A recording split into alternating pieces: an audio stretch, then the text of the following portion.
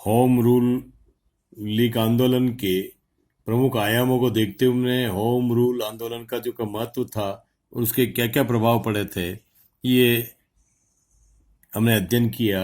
अब आज अध्ययन करेंगे प्रथम विश्व युद्ध का क्या प्रभाव पड़ा भारतीय राष्ट्रीय आंदोलन पर। प्रथम विश्व युद्ध एक उस समय की सबसे बड़ी विश्व की घटना के रूप में देखा जाता है, जिसका प्रभाव संपूर्ण विश्व पर पड़ा था, चाहे वह स्वतंत्र राष्ट्र हो अथवा अधीन राष्ट्र। चलने वाले आंदोलनों में उस पूरे विश्व की आर्थिक नीतियों पर, पूरे विश्व की कृषि पर हमें इस युद्ध का एक प्रभाव देखने को मिलता है। तो इस दृष्टि से भारत पर जिस समय राष्ट्रीय आंदोलन चल रहा था, उस समय 1914 से लेकर के 1919 के बीच में इसका अध्ययन आज किया जाएगा कि प्रथम विश्व युद्ध का प्रभाव किस तरह से राष्ट्रीय आंदोलन के ऊपर पड़ा। प्रथम विश्व युद्ध का भारत पर महत्वपूर्ण प्रभाव पड़ा था। इसने भारत की राजनीतिक और आर्थिक अवस्था को प्रभावित किया। फलस्वरूप राजनीतिक और आर्थिक क्षेत्र में महत्वपूर्ण घटनाएं घटी। प्रथम विश्व युद्ध और राष्ट्रीय आंदोलन। प्रथम विश्व युद्ध में भारतीय राष्ट्रीय आंदोलन को व्यापक रूप से प्रभावित किया। 1914 से 1919 के बीच भारतीय राजनीति में महत्वपूर्ण घटनाएं घटी। उग्रवादियों और आतंकवादियों ने युद्ध में ब्रिटेन की व्यस्तता का लाभ उठाकर सशस्त्र विद्रोह की योजनाएं बनाई। प्रवासी भारतीय इसमें गहरी दिलचस्पी ले रहे थे, यद्यपि इस कार्य में उन्हें सफलता प्राप्त नहीं हुई। फिर भी इन उग्रवादियों के कार्यों ने राष्ट्रीय एकता की भावना विकसित की। कांग्रेस और भारतीय नेताओं ने युद्ध में अंग्रेजों का साथ इसलिए दिया क्योंकि उन्हें उम्मीद थी कि भारतीयों के युद्ध में सहयोग और बलिदान के बदले ब्रिटिश सरकार उन्हें संवैधानिक और प्रशासनिक सुविधाएं प्रदान कर देगी। फलतः भारत में सुधारों की मांग जोर पकड़ने लगी। अब कांग्रेस और लीग ने एक साथ मिलकर काम करने का फैसला किया। फलतः लखनऊ अधिवेशन में कांग्रेस के दोनों घटकों में एकता कायम हुई और लीग के साथ समझौता हुआ। कांग्रेस पर से नरमपंथियों का प्रभाव कमजोर पड़ने लगा। उनकी स्थिति इतनी दयनीय हो गई कि 1918 ईस्वी में उन्हें कांग्रेस से अलग हो जाना पड़ा। इसी बीच तिलक और श्रीमती एनी बेसेंट ने होम रूल लीग आंदोलन प्रारंभ कर दिया, जिसने पूरे देश में राष्ट्रीयता की लहर पैदा की। सरकार ने पहले इसे दबाने का प्रयत्न किया, परंतु इसमें असफल होकर भारत में कई नई सुधार योजनाओं की घोषणा की गई। इसके अनुसार 1919 ईस्वी में मॉन्टेग्यू चेम्सफोर्ड सुधार योजना लागू की गई। मॉन्टफोर्ड योजना के द्वारा भारत में द्वैध शासन स्थापना लागू की गई। इस व्यवस्था में मॉडरेटो को छोड़कर अन्य नेता संतुष्ट नहीं हो सके। शीघ्र ही कांग्रेस राजनीति में महात्मा गांधी का उदय हुआ, जिन्होंने स्वतंत्रता प्राप्ति का नया हथियार सत्याग्रह अपनाया और इसके द्वारा अंततः भारत को आजादी दिलाई। 1919 ईस्वी तक भारतीय राष्ट्रीय कांग्रेस का दूसरा चरण पूरा हो गया। तीसरा चरण गांधी के नेतृत्व में प्रभावशाली सिद्ध हुआ। प्रथम विश्व युद्ध के आर्थिक परिणाम। प्रथम विश्व युद्ध ने भारतीय अर्थव्यवस्था को भी प्रभावित किया। भारतीय अर्थव्यवस्था पर इसके कई प्रभाव पड़े। इनमें मुख्य भारत पर युद्ध व्यय का बोझ पड़ना। प्रथम विश्व युद्ध में भारतीय साधनों, जन एवं धन का बड़े पैमाने पर उपयोग किया गया। स्वयं लॉर्ड हार्डिंज ने यह स्वीकार किया कि ब्रिटेन के युद्ध विभाग ने हिंदुस्तान का इतना खून बहाया है कि वह सफेद पड़ गया है। यह कथन अपने आप में बताता है कि किस तरह से भारतीयों का इस युद्ध में शोषण किया गया था। इस युद्ध में बड़ी संख्या में भारतीय सैनिक विश्व के विभिन्न भागों में युद्ध के लिए भेजे गए। एक अनुमान के अनुसार युद्ध के दौरान 12 लाख से अधिक भारतीय सैनिक विदेशों में भेजे गए थे। उनके भोजन, युद्ध सामग्री और आने जाने का खर्चा भारत सरकार को ही वहन करना पड़ा था। इस मद से मार्च 1918 तक भारत सरकार ने 12,78,000 पाउंड खर्च किए। देशी सरकारों, रजवाड़ों द्वारा व्यय की गई राशि अलग थी। परिणाम स्वरूप भारत पर कर्ज का बोझ अत्यधिक बढ़ गया। 1914 ईस्वी में भारत सरकार पर 411 करोड़ रुपया कर्ज था, परंतु 1923 ईस्वी तक यह 781 करोड़ रुपया हो गया। उसने भारतीय अर्थव्यवस्था को अव्यवस्थित कर दिया। इस तरह हम देखें कि जन की हानि नहीं धन की हानि भी जो भारत के ऊपर थोपी गई थी, उसका सारा खर्चा भारतीय अर्थव्यवस्था के अंतर्गत लिया गया था, जबकि हम देखें कि यह युद्ध अंग्रेजों के हित में लड़ा जा रहा था। इस युद्ध में अंग्रेज एक पार्टी के रूप में युद्ध कर रहे थे मित्र राष्ट्रों की तरफ से, तो उनके सहयोग के लिए भारत का पूरा आर्थिक शोषण किया गया, भारत का जन शोषण किया गया, भारत की जनहानि भी हुई। इसके परिणाम स्वरूप प्रथम विश्व युद्ध का दूसरा हानिकारक प्रभाव यह था कि मूल्य वृद्धि तेजी से होने लगी।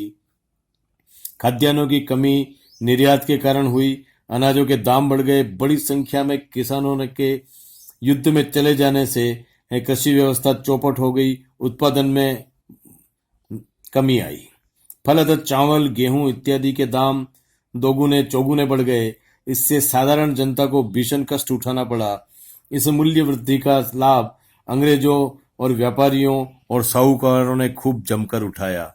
इस तरह से जो एक कॉमन जनता जो थी, एक सामान्य जनता जो थी, उसकी कृषि व्यवस्था भी चौपट हुई और उसको दुगुने चौगुने दामों पर अपने जीवन को चलाने के लिए उन चीज़ों को खरीदना पड़ा।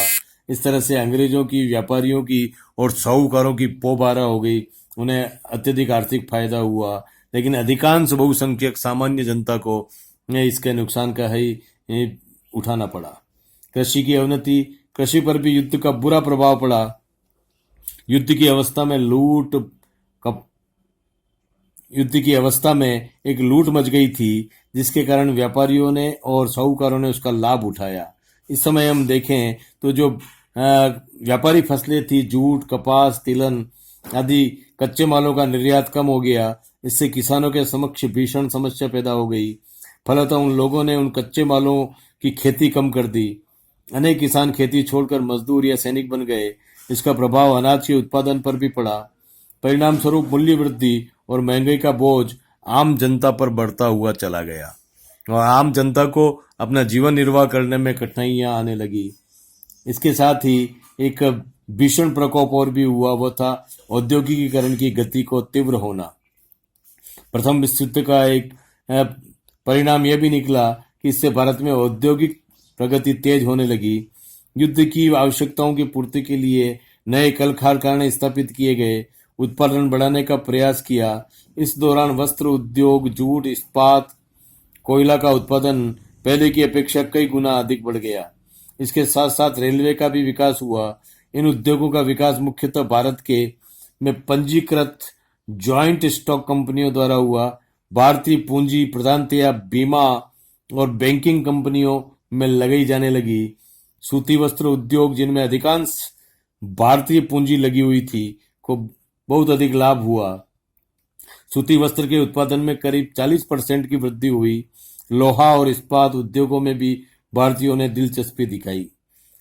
यह औद्योगिकरण की जो प्रवृत्ति थी तीव्र हुई। इस कारण से इस सेक्टर को बहुत अधिक फायदा इस युद्ध के पश्चात देखा जाता है। परंतु इसके साथ ही हम यह देख सकते हैं कि मशीनी युग प्रारंभ हो जाने के कारण इसका कालांतर में ये प्रभाव पड़ा कि जो हाथों को रोजगार जो था वो धीरे धीरे छिनने लगा और हाथों का काम जो था वो मशीनों के द्वारा होने लगा। इस कारण से एक अलग तरह की जो बेरोजगारी है वो भी हमें आगे जाकर के उसका सामना करना पड़ा। लेकिन तत्कालीन परिस्थितियों में आर्थिक दृष्टि से इस औद्योगिकीकरण की गति के कारण काफी सहयोग प्राप्त हुआ। पूंजीपतियों एवं मजदूरों पर जो प्रभाव पड़ा कि औद्योगिक प्रगति के चलते जहां भारत में कि पूंजीपतियों में धन की वृद्धि हुई, वहीं श्रमिकों की जो दशा थी वो दिनों दिन बिगड़ती हुई चली गई। जूट एवं वस्त्र उद्योगों में लगे पूंजीपतियों ने युद्ध के दौरान बेशुमार मुनाफा कमाया। एक अनुमान के अनुसार जूट मिल मालिकों ने 1915 से 1924 के बीच अपनी पूंजी पर 90% मुनाफा प्रतिवर्ष कमाया। इसी प्रकार कपड़ा मिल मालिकों ने भी 100 से 200% मुनाफा कमाया। इसके विपरीत मजदूरों का शोषण हुआ और उनकी दशा में गिरावट आई। औद्योगिकरण के करधा वस्त्र उद्योग पर बुरा प्रभाव डाला। इसका उत्पादन कम होता चला गया और जुलाहों की अवस्था दिन ब दिन बदतर और दयनीय होती चली गई। कृषि की अवनति से श्रमिकों की संख्या में वृद्धि हुई, लेकिन उनकी आर्थिक दशा बिगड़ती चली गई। पूंजीपति द्वारा मुनाफा स्वयं ही हजम कर लेना, मजदूरों को जीवन निर्वाह के लिए पर्याप्त मजदूर भी नहीं मिल पाना, ये इस समय की सबसे बड़ी संक्रांति थी और इस संक्रांति के दौर से भारत इस समय गुजर रहा था। मजदूरों ने इसके लिए आंदोलन किए, जिसके फलस्वरूप मजदूरी में कुछ वृद्धि हुई, परंतु महंगाई की तुलना में यह नगण्य साबित हुई। इस प्रकार उनकी अवस्था दयनीय बनी रही। किसानों की स्थिति शोचनीय होती चली गई। इस कारण से किसान और मजदूर एकजुट हुए। उन्होंने अपने अधिकारों की सुरक्षा के लिए अपने संगठन बनाए, अपने यूनियन बनाए और उसके लिए आंदोलन भी प्रारंभ किए। फलतः भारत में साम्यवादी समाजवादी संगठन बने। प्रथम विश्व युद्ध के पश्चात किसानों और मजदूरों ने भी ब्रिटिश साम्राज्यवादियों और उनके चहेते पूंजीपतियों, सामंतों और साहूकारों के विरुद्ध संघर्ष तीव्र कर आंदोलन को शक्ति प्रदान की। इस तरह हम देखते हैं कि किस तरह एक जो वर्ग संघर्ष जो था पूंजीपतियों और मजदूरों के बीच में, एक वर्ग भेद, वर्ग संघर्ष उत्पन्न हुआ और इस वर्ग भेद के कारण एक वर्ग संघर्ष हमें देखने को मिलता है। इस आजादी के आंदोलन में हम देखें कि किस तरह से इस प्रथम विश्व युद्ध के परिणाम स्वरूप जो पूंजीपतियों को फायदा हुआ, जो कल कारखानों के कारण, औद्योगिकरण के कारण जो पूंजीपतियों को विशेष रूप से उन्नत होते हुए चले गए, वे लाभ से लाभ में जुड़ते चले गए, वहीं मजदूर और कृषक वर्ग जो था वह नुकसान को भोगता चला गया।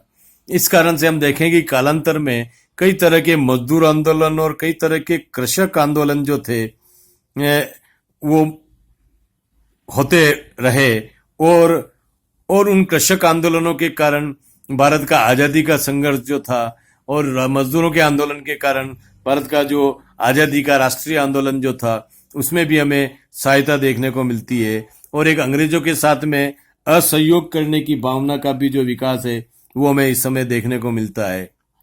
इस समय इस औद्योगिकरण के परिणाम स्वरूप जहां पूंजीपति वर्ग, जहां समाज का समृद्ध जो पक्ष था वह अंग्रेजों के साथ में जुड़ा रहा क्योंकि उनके स्वार्थों की पूर्ति इस राज्य में हो रही थी, वहीं दूसरा जो आम जनता का जो वर्ग था वो आम जनता के वर्ग में इस आर्थिक और सामाजिक शोषण के कारण उनके अंदर एक जागृति उत्पन्न हुई और इस जागृति उत्पन्न करने का श्रेय इस प्रथम विश्व युद्ध के दौरान उपजी हुई परिस्थितियों को जाता है कि किस तरह से ये परिस्थितियां जो थी वह भारतीय राष्ट्रीय आंदोलन के जन आंदोलन को बनाने में मददगार साबित हुई।